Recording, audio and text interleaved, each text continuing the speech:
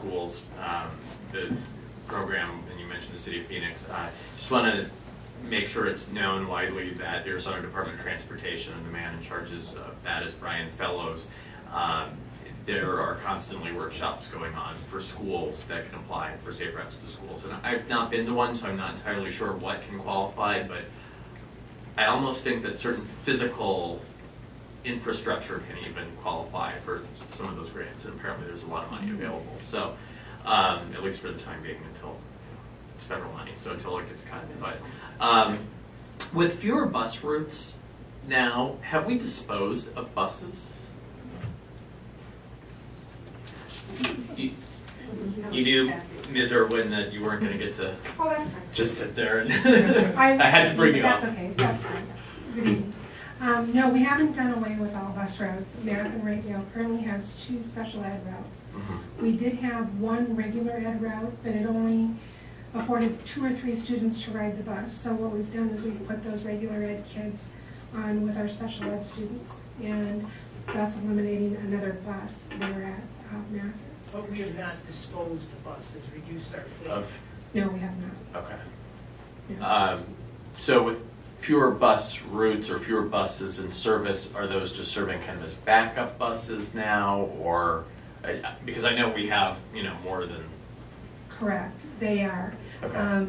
We eliminated 4 driving positions, okay. and consequently then when I try and transition the buses out at every 150,000 miles or 10 years old, and so this year I'm not buying new buses to replace older ones, and so right now we're kind of sitting level, so to speak, at an even pace, and I have buses that are now in the fleet down in the North 40, we say, and they're as backups for when the air conditioning breaks down in one or whatever the case may be. So yes, we have extra buses in there. They're the semi-retired. Correct. They're like the substitutes who still get called in occasionally. You got it. Okay.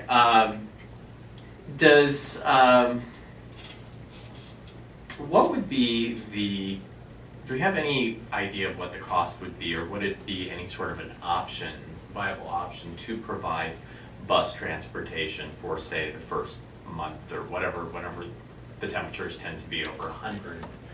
Have we costed that out, or have we put numbers to that? Can I take a shot at this one? Go ahead. We have not costed it out, direct. Part of the challenge is that in doing this, we have come within our policy. We're now working within our policy that says that if older children, third grade and up? It is. 3rd grade and up, if you live within a mile, you walk to school. And for K2, within 3/4 miles, you walk to school. Keeping in mind we're reimbursed based on those figures. So this is no different than any other child that has to walk within those parameters. So one of the things we would have to consider is that if we were to go ahead and provide that exception at that location, we would have to then probably increase our busing all over the district during that time of year to provide that same level of service to other children who are currently walking those distances. Have we had any heat-related injuries or whatever it's called? It's been hot. I mean, It has been. It's been really hot. Not the last few days, but prior to that, it was brutal. We have not had any reported at the school site. I guess to follow up on what Dr. Wagner just said, so we changed the policy, and I understand that policy affected the entire district, not just any particular school, in terms of that policy being in effect. But did that result in any reduced routes elsewhere?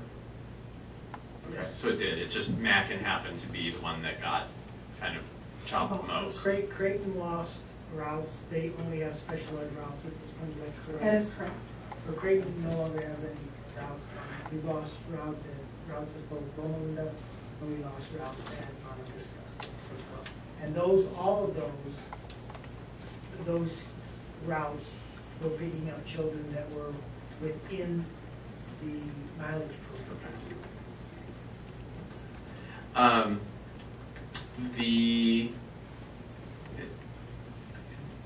Mr. Dupin, you've sort of touched on this, but I guess is it too soon to know if we've seen any changes in the neighborhood?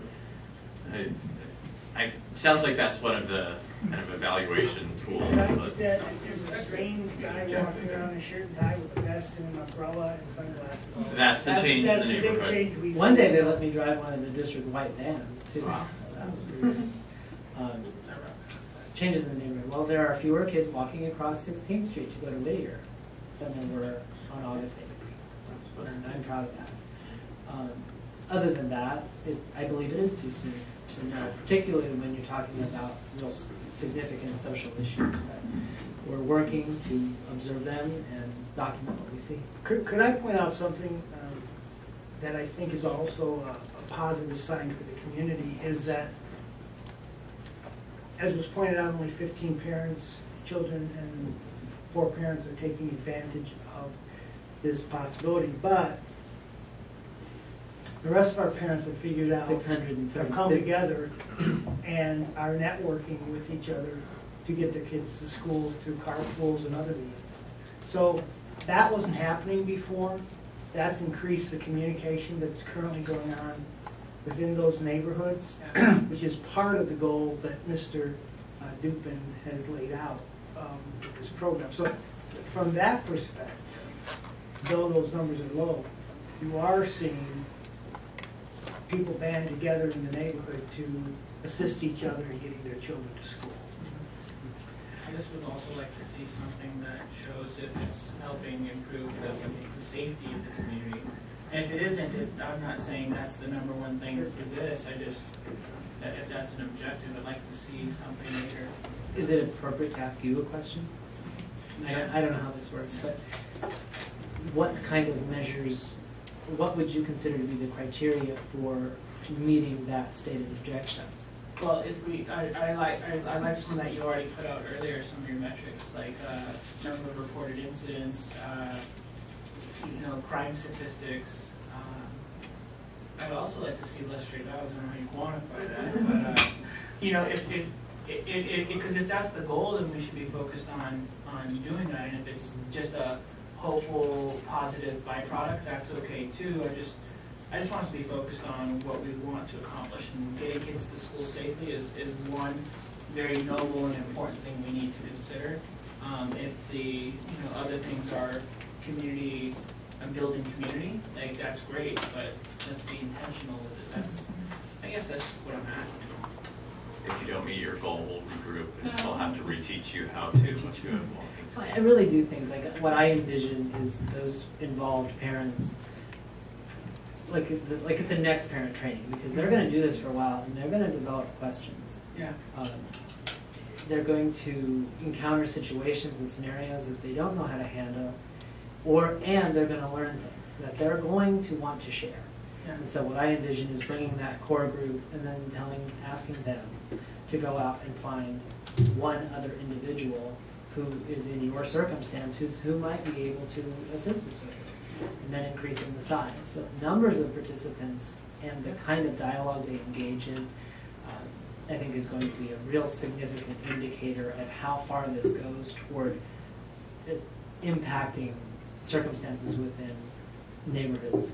Yeah, and anecdotal evidence is also appropriate. Just this is how I feel about my community today, and then measure that in X amount of time. I think that's not something to discount. I agree. Robin, do you have anything? Approximately 3 weeks ago, unfortunately, it was a high humidity and temperatures. There was a Arizona Republic article regarding, quite a nice article, regarding your walking school bus program and one of the parents involved in it. Has the community given you any feedback on that article? Pro or con? The only commentary that I've received about it has been excited. Happy to hear nice things about the school in the news. Excited to see a picture of a Machan parent and Machan students on the front page of that section. Nothing negative whatsoever. Just wondering, since it was such a great article. Yeah, no, staff parents. They've all been, very excited to see that. And, it has been hot, but, and yet, it's Phoenix, and not to be inappropriate, but it's hot here. And people make accommodations for the environment in which they choose to live, and our families have largely done that, and they have complained, and they have had, we've had to discuss things with them on the sidewalks the end of the day, but they are consistently aligned with us in their mission to see their children educated at high levels. And the safety and the security and all the stuff within the neighborhood is critically important, just like learning 2 languages is critically important, and the established priorities. Get them to us, and we will teach them well, and we will do a fine job of it, but get them to us, and they are. Okay. Thank you very much. Thank you.